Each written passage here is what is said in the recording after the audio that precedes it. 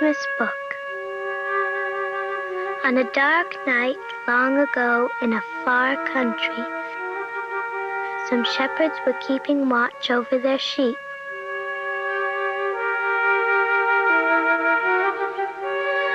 Suddenly, a bright light shone on them.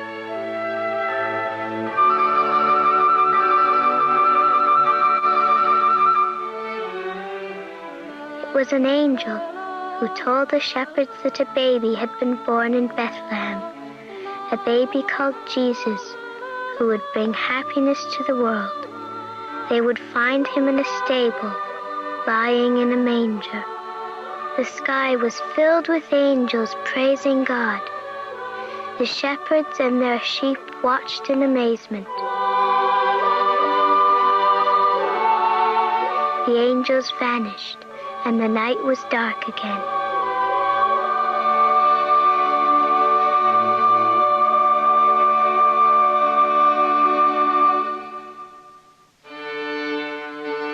Before the sun rose the next morning, the shepherds set out for Bethlehem with their sheep.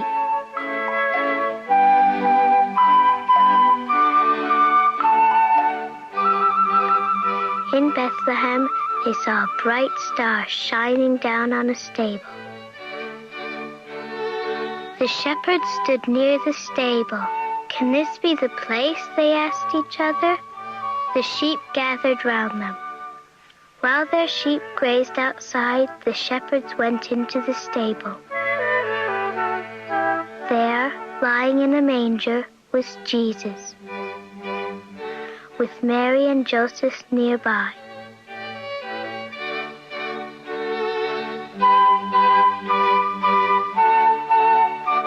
When the shepherds went back to their pastures, they told everyone they met of the wonderful thing that had happened to them.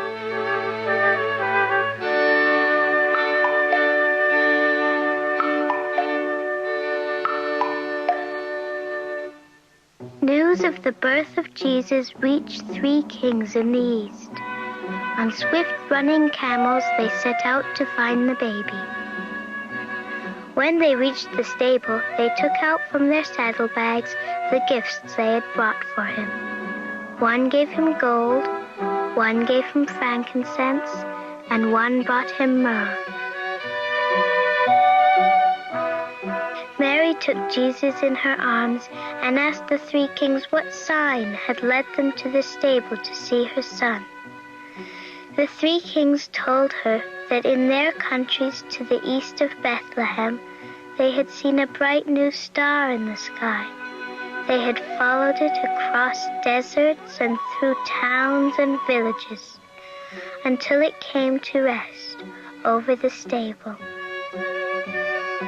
When they had told their tale, the 3 kings said goodbye to the baby, who was now fast asleep in the manger, and mounted their swift-running camels once more.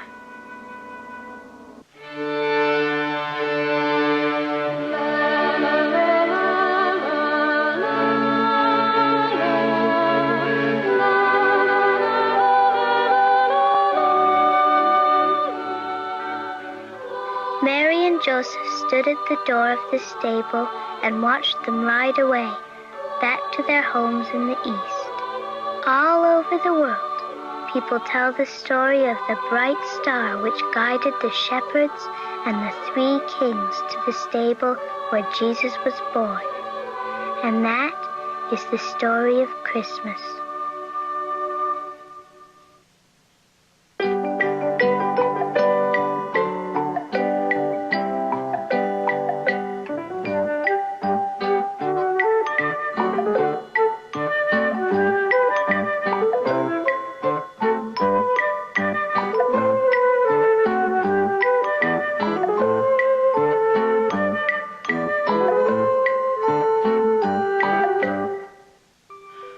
It's hot. I've made myself a nice cold drink. Excuse me. Oi! Where you going with that? I need this. What for? I've made myself a nice shady house. Oh. Come and see. I will, thank you. I'll bring my drink. You can step inside it if you like and keep cool. Thank you. Have some of my drink. Thank you. Dick and Doug in a little yellow truck are Daisy's favourite friends. Driving here and driving there to fetch and fix and mend. Watch them work together, helping out in style. Always at the ready with a spanner and a smile. They're Dick and Doug and Daisy to bring a smile to you. Daisy may be somewhere near, thinking up a plan, wondering how to help them out and lend a friendly hand. They're Dick and Doug and Daisy to bring a smile to you.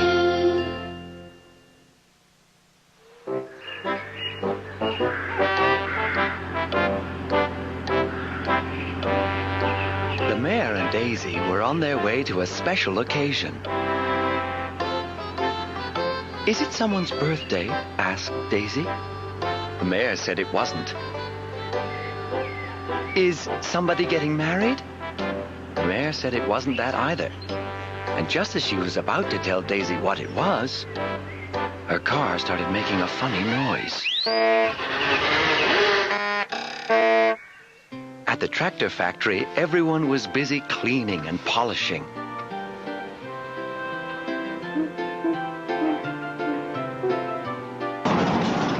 Even Oswald, the robot, had been scrubbed and oiled.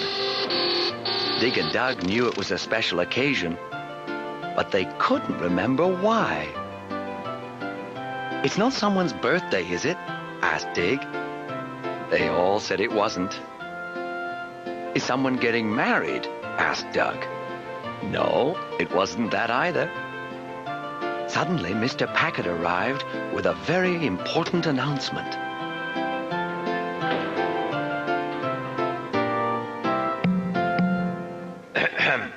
Could I have your attention, please?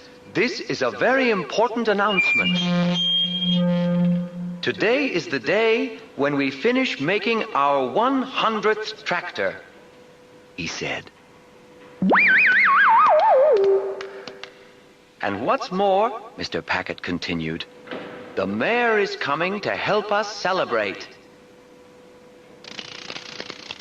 Everyone was delighted, especially Oswald, who hurried off to start painting the 100th tractor. Suddenly, the telephone rang. Ah, that will be for me, most likely. Doug speaking. How can I be of assistance? No, he said, looking very serious. When? Where? Right. We'll be right there. Everyone waited for Doug to tell them what had happened. But all he said was, whatever happens, don't panic. Come on, Dig. We haven't much time.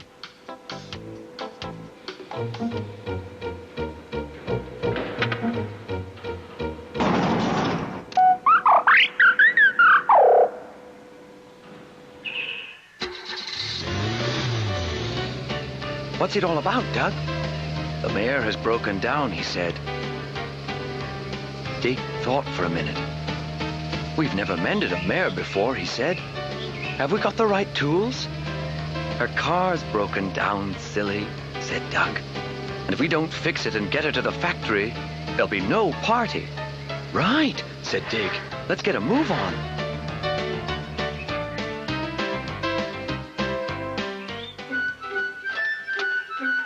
It's the kingpin flanges on the drive shaft. Don't worry, said Daisy. Dig and Uncle Doug will arrive soon and have it fixed in no time. Hello, Mayor. We're here. Oh, thank goodness, she said. The kingpin flanges on the drive shaft have gone. Hi, Dig. Hi, Uncle Doug. I knew you wouldn't let us down. And when she had explained how it all began, with them driving along and hearing a funny noise, and how the mayor had thought she knew what was wrong, and almost got stuck in the engine, Dig and Dug came up with a plan. "But I'm sure that's what it is," said the Mayor.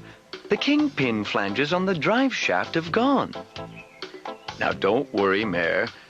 Whatever it is, we'll fix it. Come along, Dig. Let's get started." So they did. "Rocker cover, rocker cover. Gasket, gasket. Thingamaboats, thingamaboats. Whatchamacallit, whatchamacallit. Hoojamaflip, a hoojamaflip." Before long, the whole engine was out on the road. "What do you figure it is then, Dug?" said Dig. "Just as I thought, Dig," said Dug. "The kingpin flanges on the drive shaft have gone." "And what are you going to do about that, Mr. Dug?" "Take you there in the truck, Mayor. Hop in. You can sit in the front with me if you like." Daisy and Dig sat in the back and held on tight. On the way, Dug decided to cheer the Mayor up with some of the exciting adventures that he and Dig had been on.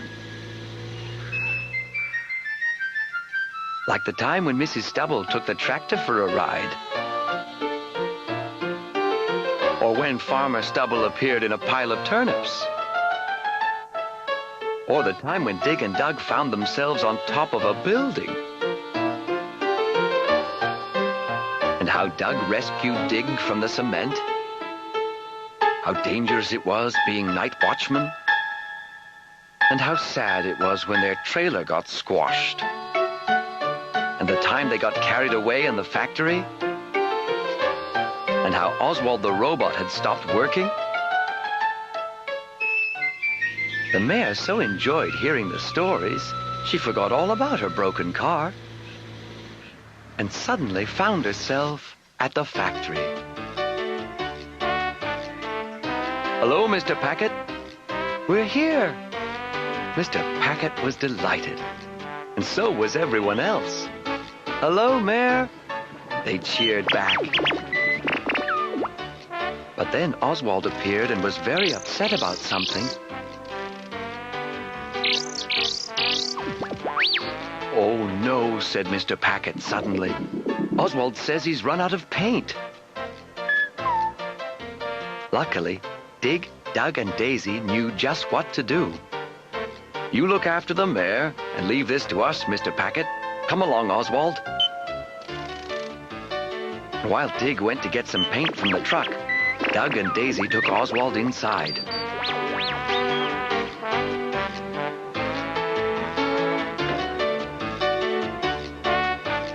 The 100th tractor was behind the screen.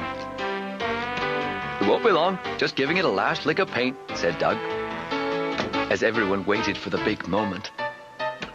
"Any minute now, we're almost there," said Dig.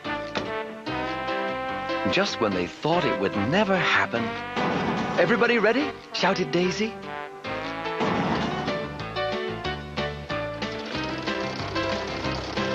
It was magnificent. No one had ever seen a spotted tractor before. Or a spotted robot.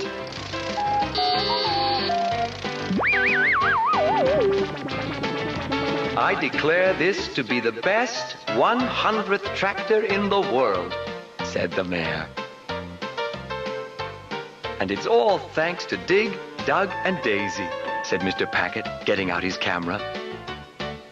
"Come along, stand beside the tractor, you three. Smile, please," he said. So they did.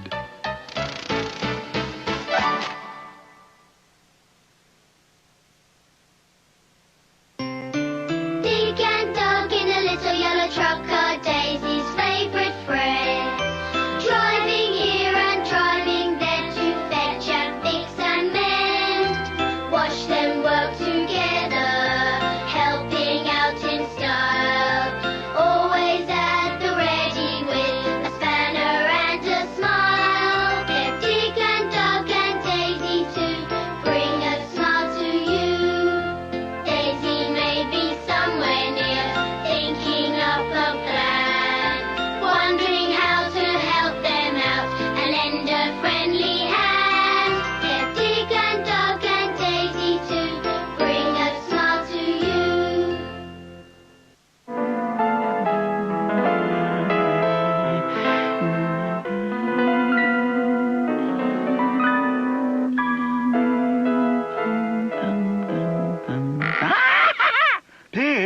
I'm trying to sleep. Sorry, buddy. Right, all together. Lift. Hey, why is my end so heavy? This is such hard work.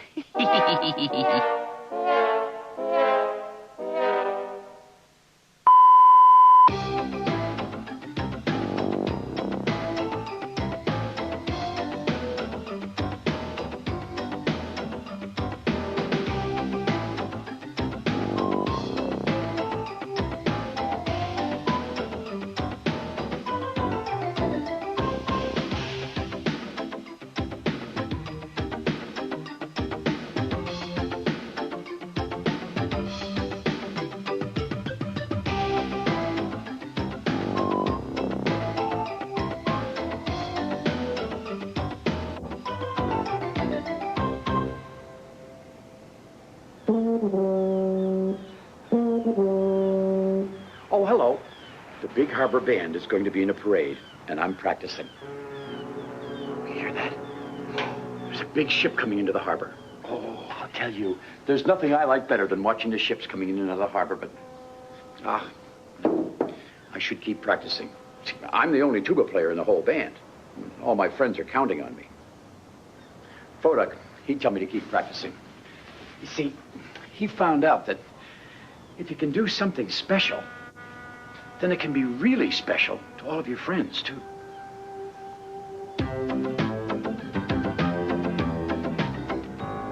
I can't remember when there'd been so much fog in the harbor. It was like a giant cloud that came down from the sky. George had been away on a long ocean job, and he was telling the tugs all about it. Oh, yes, I was up in the Arctic. George boomed in his biggest voice. That's way up at the top of the whole world. Now, the other tugs always loved to hear stories about what it was like way out on the open ocean. They always seemed so exciting. The water in the Arctic had icebergs that were even bigger than I am, Continued George, obviously enjoying his own story. In fact, the only thing more exciting than telling stories about the ocean was going on the ocean. All the tugs thought it was the very best thing that any tug could do. Well, just then, the dispatcher turned to the tugs to begin the morning work meeting. A big cargo ship is arriving. Theodore and Hank, I would like you to bring her in. Now, continued the dispatcher, I'm sending one tug across the ocean to France to pick up a new barge for the harbor. Fodak smiled inside and out. It was his turn for an ocean job. Going all the way to France would be great. He was sure to have wonderful stories to tell after that. Emily, Said the dispatcher. please leave for the ocean as soon as you are ready. That is all. Fodak was startled. Emily? It was supposed to be his turn for an ocean job. Why had the dispatcher chosen Emily and not him? Just as Fodak was turning to go, the dispatcher called out in his most serious voice. Fodak, I would like to have a word with you. The dispatcher cleared his throat a little, the way he did when he was making an important announcement. Fodak the Vigilant, He began. you are the only tugboat in the harbor with special safety equipment. Yes, I am, replied Fodak. Because you're special, Continued the dispatcher. it has been decided that from now on, you will stay here in the harbor and be our official safety tug. You will begin your new job this morning. Yes, sir, said Fodak in his bravest voice, but inside he began to feel terrible.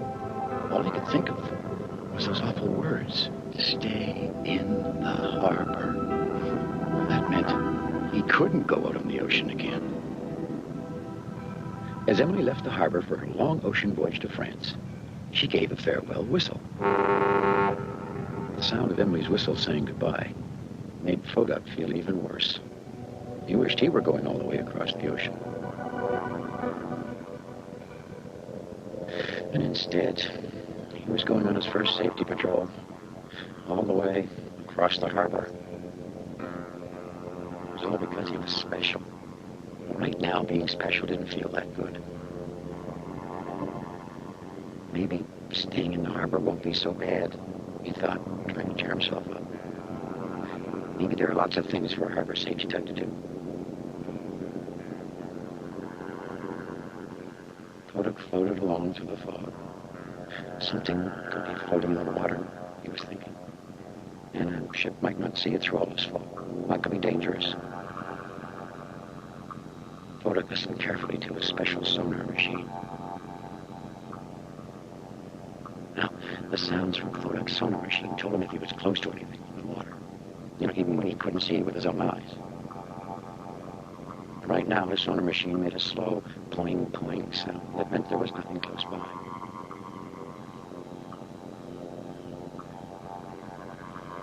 Suddenly, the sonar machine began to poing faster and faster. Something must be in the water, thought Kodak. I don't hear anything else, so it can't be a ship. It might be a dangerous floating log. Kodak turned on his special spotlights to help him see the log. But it wasn't a log. It was Northumberland's submarine, slipping silently towards his dock. Kodak, said Northumberland, we submarines like to stay out of sight. Now, can you please turn off that bright light? Sorry. One moment, please.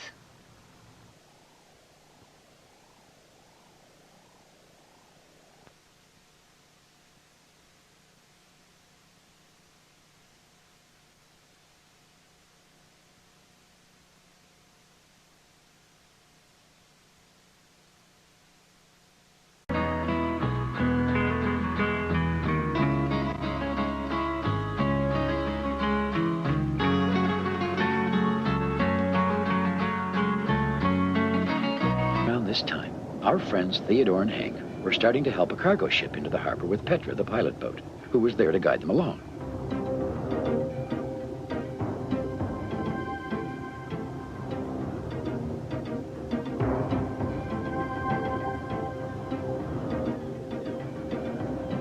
The tugs hadn't gotten too far before they realized Petra had disappeared in the thick fog. They knew they were lost. "What do we do, Theodore?" said Hank. "Keep pulling," replied Theodore, "and hope we're going in the right direction."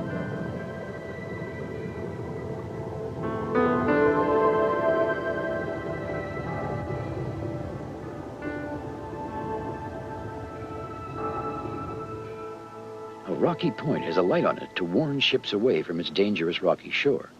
But Theodore and Hank couldn't see that light through the thick fog, and that was too bad, because they were heading right for those rocks. Kodak was floating along when he heard it.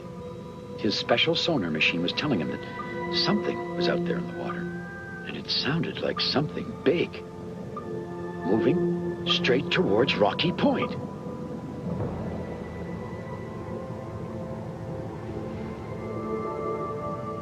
Kodak knew what he had to do. That sound almost froze Theodore's heart. There was only one sound like it in the whole harbor. Kodak's special emergency whistle. You see, all the ships and boats in the big harbor are trained when they hear Kodak's emergency whistle to stop whatever they're doing and whistle back immediately. Now that says, "I'm over here and I hear you." And that is what Theodore and Hank did. They whistled as loud as they could and stopped moving the cargo ship. The tugboats turned to see Kodak hurrying towards them, shining his special spotlights. And then they saw that they'd almost run right into Rocky Point with the cargo ship. "Kodak!" shouted Hank. "You saved us!" "I did," said Kodak. "But we still have to get this ship to her dock," said Theodore. "And it's so hard to see. How are we ever going to find our way through the harbor?" "Yes, what'll we do?" called the ship. Suddenly, Kodak shouted, "I have it!" "Have what, Kodak?" asked Theodore. "Here's what we'll do," he continued, and he explained his plan to the tugs. Well, I have to say, it was a wonderful plan. Wonderful! The tugs couldn't see, of course, through the fog. But here's what they did. Kodak led the way. He listened to his sonar machine to make sure that they weren't near any dangerous rocks. He used his special spotlights to help the tugs see a little better through the fog.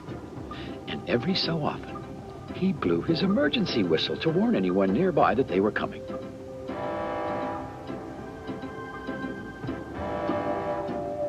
As soon as they heard Foduk's whistle, everyone in the harbor answered back in their own special way, "I'm over here, and I hear you."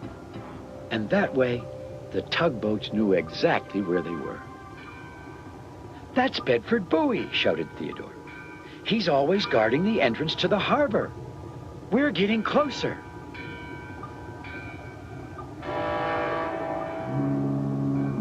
"There's Lily Lighthouse calling," said Hank. "That must mean we're at Willie's Island in the middle of the harbor."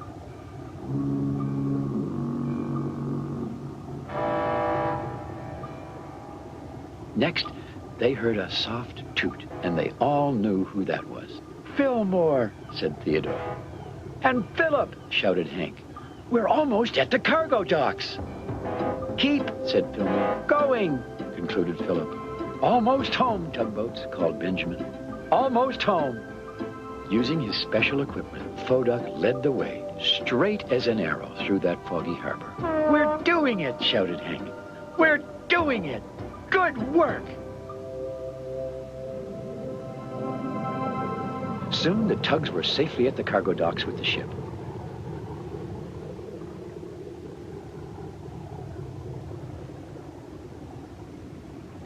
"Hooray!" shouted Hank. "We did it!"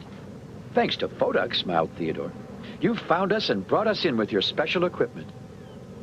Now, Foduk smiled too. He had done something special, and that did feel great. "It's a good thing you rode on your harbor safety patrol," said Hank. Foduk didn't say anything.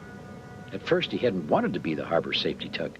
But now, well, things seemed different. The tugboats set off for the great ocean dock together. And just then, as if by magic, the fog lifted and the sun came out. Ah, it was a beautiful sight. "There are the fairy twins," said Theodore. "And Constance," said Hank. "And Lily Lighthouse, too." The tugs could see all their friends in the big harbor again. "You know," said Foduk, who had been thinking very hard about something, "this harbor really is a wonderful place to be." "It sure is," agreed Hank and Theodore.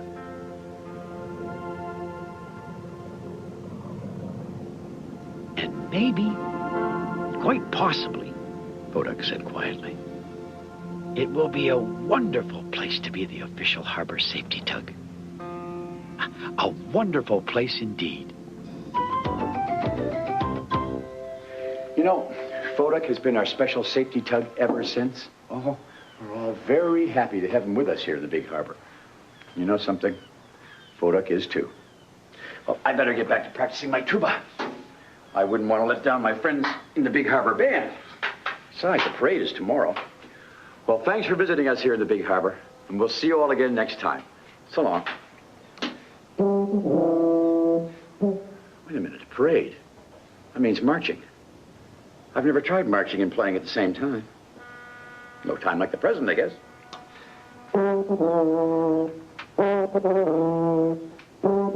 This is kind of fun. Theodore, he's a tugboat and a friendly tugboat too. A friendly tugboat too. Oh, Theodore likes to do the things that friendly tugboats do. Pushing and a pulling in the great big harbor, in the great big world is so much fun. So many brand new things to discover. Waking with the sun, gotta get the job done. Oh, Theodore and Emily, Foduk, Hank and George, and the harbor master too.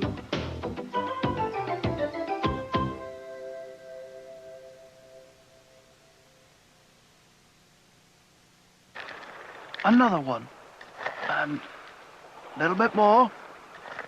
And a little bit more. And there. Oh! Morning. How did he do that?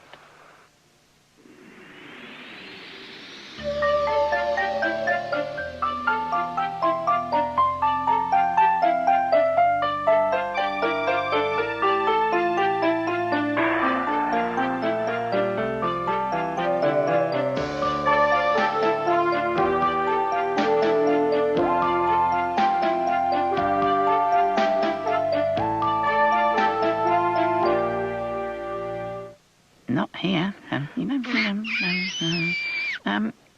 Buddy, I lost my ball. Have you seen it? Oh, thank you, buddy.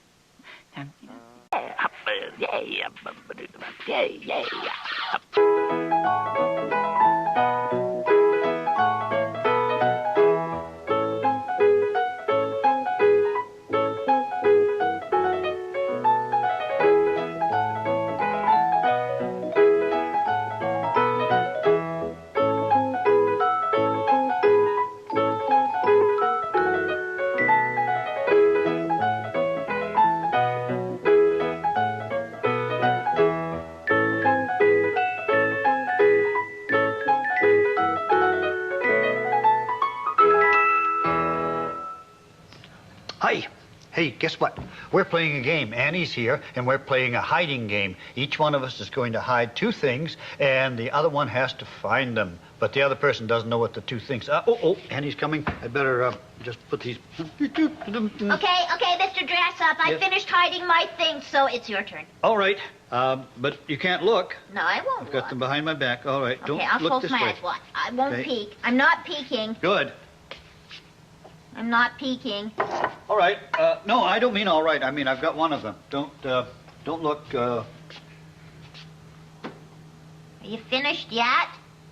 Yep, I'm finished. All right. Okay. All right. Okay? Okay. I can look? Yes. Okay. But you don't know what you're looking for, do you? No. What am I looking for? Well, you're looking for something that's kind of fluffy and it's yellow colored. Yellow and fluffy. Okay, I'll start looking. Oh, you're getting cold. Cold? Yes, it's pretty cold over there. Oh. Well. Well, it's still kind of cold over here. Oh, brother, I'm cold. I don't know. You know what? You're getting kind of warm. Am I warm? Am I actually getting warm. quite Yes, hot? hot. Am I hot and burning? Am I sweating to yes, death? hot. I know what it is. It's this feather. It's yellow. It's fluffy. It's feather. You did it. Good. I got it. Okay, my turn now. Yeah, now it's your turn. Okay. Now, what am I going to look for? Mr. Dressup, you're going to look for something that is cuddly. Cuddly? And has long ears. And goes bounce, bounce, bounce, bounce, bounce, bounce, bounce. Well, it sounds to me as if it would be something probably over by the toy shelves. Oh, maybe. So I'll walk over that way and see whether I'm hot or cold. You're getting warmer. You're getting warmer. You're very nice and warm. Oh, you're getting cooler. What? You're almost shivering. It's getting colder now. Oh, you're starting to get a little bit warmer. Am I? Yes. Good. And you're getting warmer, more warm. Oh, you're hot. You're sweating. Long ears, cuddly. It's Hop up and down. Yes. Bump. It's the bunny, right? It's the bunny. Well, Isn't good that for me. funny? It's the All right. bunny. Your turn. Okay. Oh, this thing that you're looking for, it's round. It's round. And it's red. It's red. But not all red. But not all No, red? because it has some round white things, too. Round. White. Well, sort of whitish. This sounds hard, Mr. Dressup. Well, see what you can do. Have to look around. Pretty cool over here. Is it cool? Mm-hmm. La la Cold. la. Oh, it's cold. Okay, I'm going this way. La la la la. That's a little warmer. Am I getting warm yet? There's something red, but it's not round. It's just the it's not toolbox. no, it's not the that's toolbox. La la la la. Oh, la. you're sort of getting warmer. Am I getting warmer? Am I getting Warmer any and- warmer? Oh, I think you're getting hot. Oh, am I getting hot yet? Yes, hot. Ho, am I getting hotter? Oh, yeah, the back of your head is really hot. Oh, hot. is it hot? Because it's that ball up there that's got round polka dots on it, and it's a ball, and it's red, and I found Right it. you Didn't are. Good for you. Didn't take you long to find that. No, okay. There's just one more thing for you to find, Mr. Dressup. I hid it. Okay, part of it's round. Part of it isn't round. Part of it goes boom, boom. Part of it's round. Yes, part of it's round. Part of it isn't round. And you are getting freezing cold. You're an ice cube. Oh, I guess You're it an must ice be cube. that much. Yes, you are. Warmer now? You're melting. Melting. You're melting because you're getting warmer. Oh, I see. Warmer. You're getting very much Now, what did you say? It was round, but It's round. but straight too? Or... It's part of it's round, part of it isn't round. I got goes it. boom. It's the lamp here. Wrong. Yeah. But you're very hot. Oh, that's right. The lamp doesn't go boom. You're well, very it has hot. to be You're boiling hot. boom. You boom, are. boom, boom. Round. There it is. Oh, very good, Annie. Very good. Okay, well, we both found each other's things, so That was fun, we've done Mr. pretty well. That's the end of the game. Oh, is it? Mm-hmm. Can we play another game? A different game? We could play something else. Yes. Oh, I've got something at the drawing board that you might like. You do? Yes, and this will be good for your counting. I can count to 12. All right, I think that's all you have to count to in this game. So this is sort of a, well, it's a drawing game, actually. But I'm not going to really draw a picture. It's a connect the numbers game, that's what it is. And you have to start with the first number. And That's see, 1. Okay, and see how quickly you can guess what it is that the picture's going to be. See if you can guess what it is before it's even finished. 2. 2. Then you go to 3, Mr. Dressup. All right, that's 3 right there.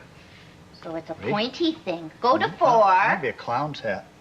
Or a Okay, witch's hat. 4, yeah. 4. Go to 5, then 5. 6. 5, then 6. Okay, there's 5. And 6 is down here.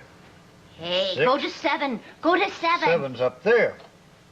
Up we go. I know what it is. Go to 8. Are you sure you know what it is? Yes, it's a star. And then go to 9 and I 10. think you're right. It looks 9, like a star to over me. to 10, and then back to 1. Yes! It is! It's a star. Good for you. And you counted all the way to 10. Yes, I did.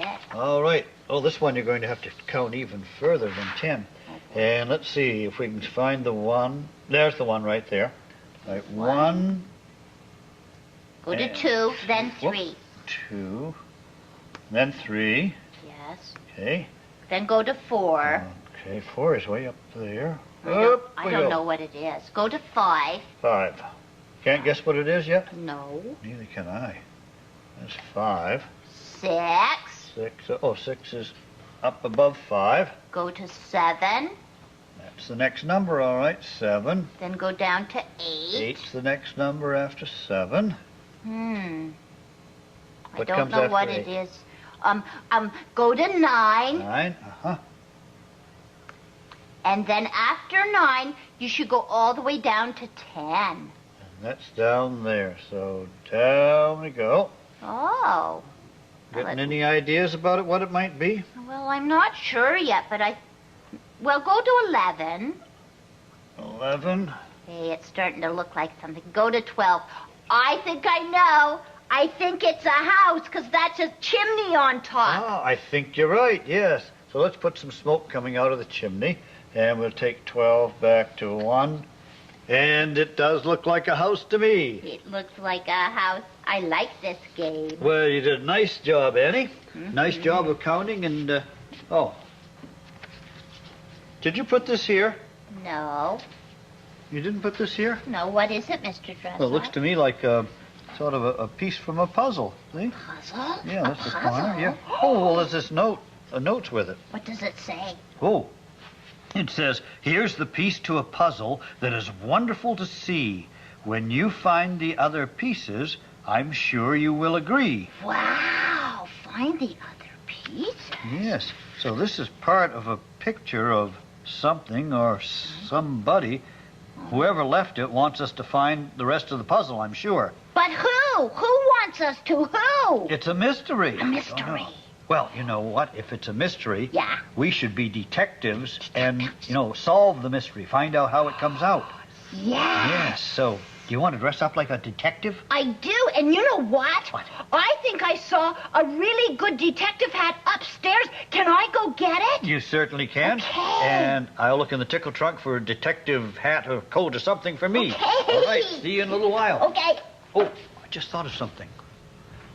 Old-fashioned detectives, I remember, used to have these big magnifying glasses, that they would look through.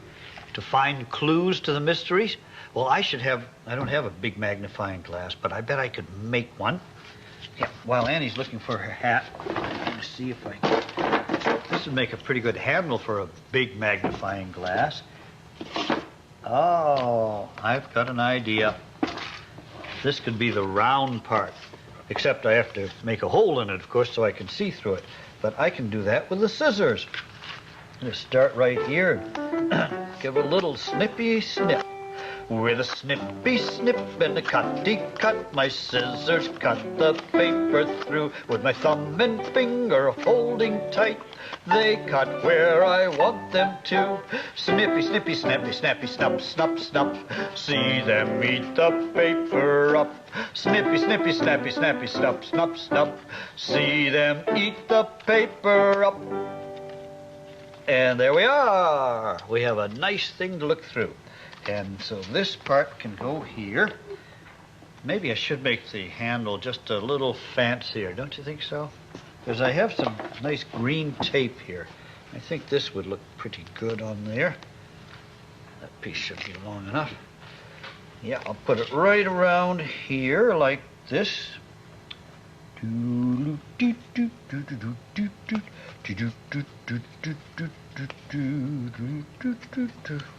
Yeah, it makes it look a little better. I think one more piece would be a good idea, too.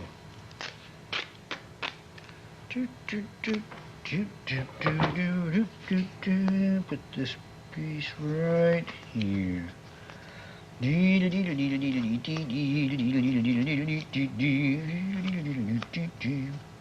Now, the question is how to attach the round piece to the handle. Oh, I think I know a pretty easy way. I'll just use the scissors again. Make a little cut right here. And then on the exact opposite side, another cut. See if this is going to work. Put the rim right in like that. Ha ha ha! There's my magnifying glass. I better see if it's going to work. All right, let's see if I can find you. So you close one eye and keep the other one open. Ooh, there you are. There you're not. There you are. There you're not. It works. All right, I see you. Okay, do I need any more decoration? Yes. How is anybody going to know it's mine? I know how. I've got a marker in here. Right here. Now, do you know what letter my name begins with? Dressup begins with a D. And do you know what detective begins with? A D. So I'm going to put a D here. The letter D stands for Detective Dressup. And now I think I'm ready to dress up. Let's see if I can find my tickle trunk. Yes, here it is right here. Amazing, amazing. And here's a nice coat. Yeah. I've seen funny detectives in movies and cartoons wearing coats like this. So, I have my coat. Get my belt on. This is a mystery, though. It really is a mystery. Who put that puzzle piece there? And what are we going to find next? Get my hat. There we are. Now I've got everything I need. My coat, my hat, my magnifying glass. I wonder where Detective Annie is. Where could Detective Annie be? Here I am, Detective Dressup. Oh, there you are, Detective I got Annie. my hat. Oh, good hat. Yeah. Well, you startled me a little bit. Oh, I'm sorry. Yes, but I think we'd better start looking around. We have to look here and there, high and low, all over the place. Okay, I'll look over there. For clues. Clues it is. Off you go. We'll go to and fro. I'm going off that way, and we'll see what we can see.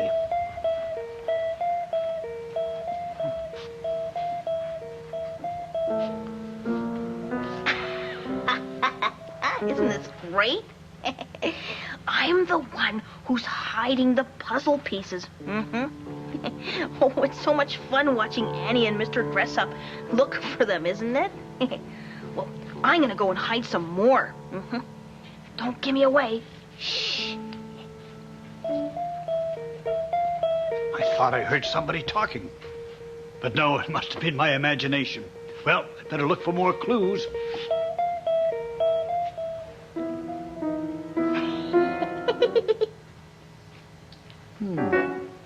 You know, I have a strange feeling that somebody is watching me. Guess not. Well, off I go. Shh.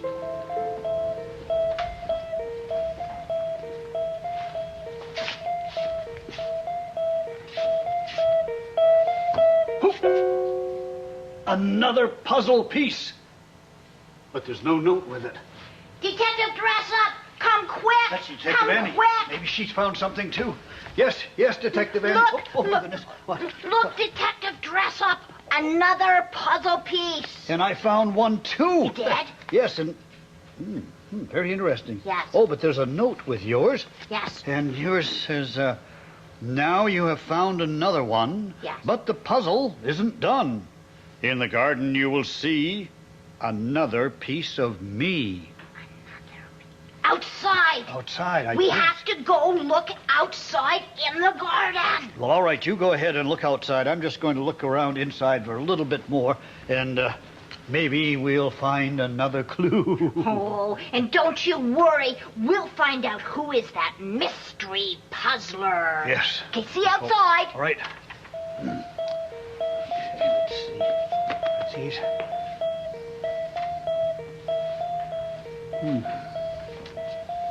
Well, I don't really see too much more in here. Yes, I think I probably will have to look out in the garden. Ooh, this is so much fun. Oh, boy. Well, they are going outside now, and I have hidden some puzzle pieces out there. Yep. Oh, I wonder if they'll find them. I guess it depends how clever they are at looking, huh? Well, maybe I'll follow along and see how they do.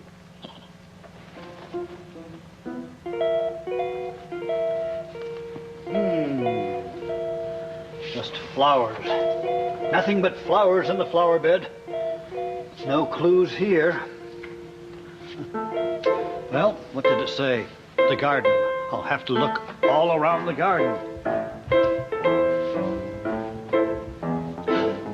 All around the garden, cocky-doodle-doodle-doo. All around the garden, cocky-doodle-doodle-doo. Well, I stand right here, cocky-doodle-doodle-doo.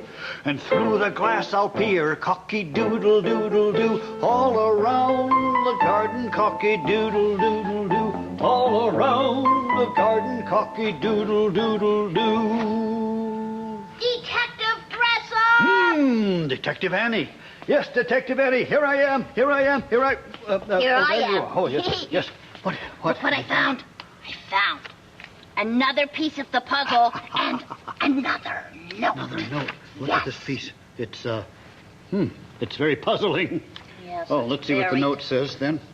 It says, when you look around the yard, it really isn't very hard. One more piece, you must agree, will shed more light on me. One more piece, you must agree, will shed more light on... I don't get it. Well, I don't know either, but it says look around the yard, so... All right, I'll take this and look around the yard. Okay, good luck. Yes, I'll need it. Okay. Oh, I wonder who is leaving these mysterious notes. Let's see, when you look around the yard, it really isn't very hard. One more piece, you must agree, will shed more light on me. Shed. Shed? Shed! The shed! Yes, the shed! I should have known it! Ha ha ha! I think I heard somebody laughing. No, it must have been my imagination. Well, into the shed. I think that's a good clue. It has to be in the shed. The next piece has to be...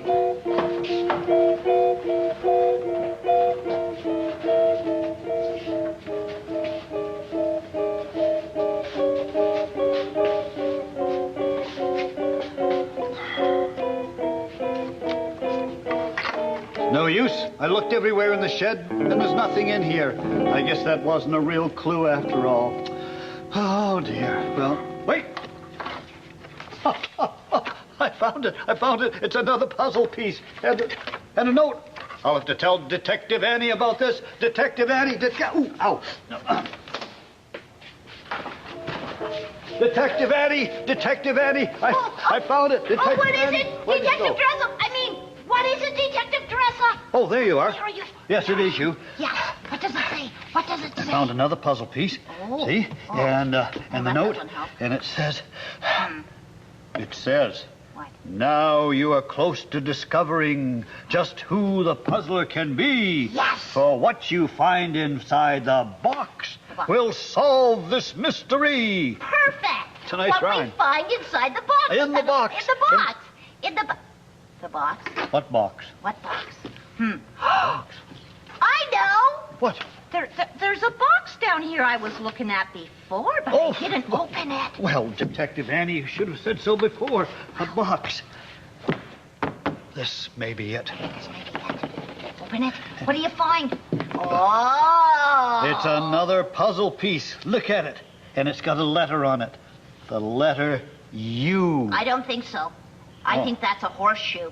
I don't think perhaps it's it is a horseshoe. It's a yes. horseshoe. Maybe it's a... I don't know. But look at this. What is it? It looks like some sort of a frame. We can put the puzzle in it. Exactly. Excellent idea. And, well, I guess we should start with this piece right here. That one. Now, I've just noticed something. What? This has a blue edge on it and a green edge, and that's blue and green there. So I'll bet it goes... In the corner. In the corner. All right, now I'll get the second piece in my pocket. And, where should this go? It's got green on the bottom. Put the green part down at the... Yes. Oh, that's right. And there's orange there. Isn't that interesting? I think I've seen that before somewhere. Oh, I don't know. I don't know where. Just, this is more orange. Oh, so I guess that would go, like that. Hey. Wait, now. Oh, that. One more piece, another piece. And this piece goes... Up in the corner. Up in the corner. With the pink on top. There we are. Then, Hey, let me get another piece. Just 1 minute. Here's another piece right here. Doesn't that look like somebody we know? It's beginning to, Annie. It's beginning. It may be the picture of the puzzler. Okay, the puzzler. Is there another piece that'll fit right there's there? Another piece, and will you just look at that? Look, I know. It looks just like, sort of. It is. Looks like... Chester. Chester the Crow. Hey, wait a minute. Chester!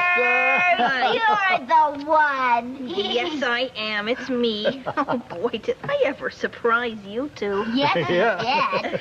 But it was worth all that work of hiding all those puzzle pieces. I had to really think hard about where to put them, you know. Yes, so. Oh, but it was fun to just watch how, the look on your faces. I guess. What ever gave you the idea to have this sort of a mystery anyway? Oh, well, you see, I was reading a story. You were? And it's really good, and it was about a mystery. It's called, the Purple People. The Purple People? Oh, yes. I've never heard that story before. Oh, I know that story. It's in a book I've got. Yeah, you don't have the book down here. You have a book here? But it's too big for me to pick up. Oh, here it is, yes. The book's here? The Purple People, yes. Yeah. Maybe this would be a good idea to read it. Yes. Hey. Oh, boy. All right.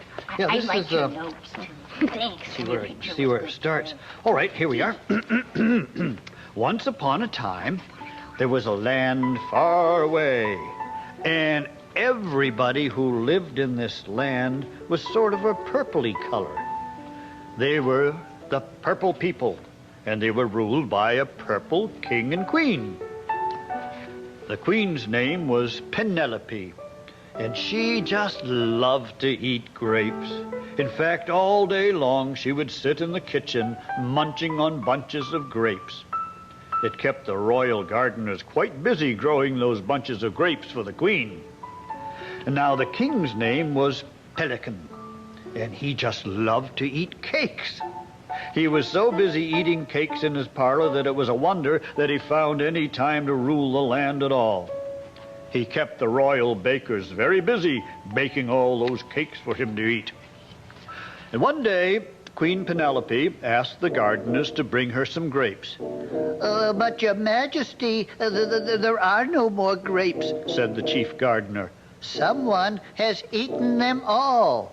Well, the queen was terribly upset. Who would do such a thing, she said.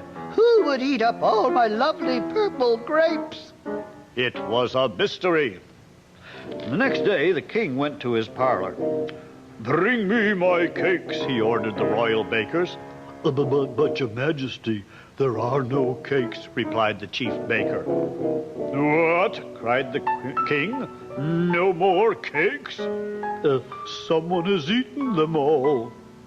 This is an outrage, cried the king. Who would eat my cakes? And who would eat my grapes? Cried the queen. And they both decided that it must have been the purple people. So out onto the balcony went the king and queen, waiting below in the courtyard were the purple people. Did you eat my cakes? Asked the king. No, replied the purple people. Well then, did you eat my grapes? Asked the queen. No, replied the purple people. And now everyone wondered, well, who did eat the cakes and the grapes? Well, that night, two little purple people named Perry and Paula sneaked into the royal palace. We'll find out who's been eating the cakes and grapes, they said to each other. Perry went into the kitchen, and there on the table were huge bunches of grapes ready for the queen to eat in the morning. Perry hid under the table and waited. Paula went into the parlor, and there on the table were plates and plates of cakes ready to be eaten by the king. Paula hid behind a chair and waited. Soon someone entered the kitchen and began munching the grapes. Perry jumped up and he shouted, "Aha! I've caught you!" And do you know who it was eating the grapes? It was the king. He was so embarrassed that his face turned red. After waiting a long time, Paula heard someone enter the parlor and begin eating the cakes. She jumped up saying, "And who's been eating the king's cakes?" And do you know who it was? It was the queen, and she was so embarrassed that her face turned red. And later, when everyone was together, the king said, "I'm sorry, Penelope, it's just that I've always loved your grapes." And the queen said, "No, I'm sorry, Penny. I've just always loved your cakes." And they said they were sorry to all the purple people. "We never should have accused you." And after that, everyone ate grapes and cakes together, and they lived happily ever after. Happily ever after. Yeah. The end of the story. The end. That was a fun mystery, too. It was a mystery story and a fun mystery that you had. And we're glad that you came to see us. Now, you know we have to say goodbye until the next time, but we'll see you again. So until next time, bye-bye from... Chester the Crow. And Annie. And me. Mr. Dressup. Hi.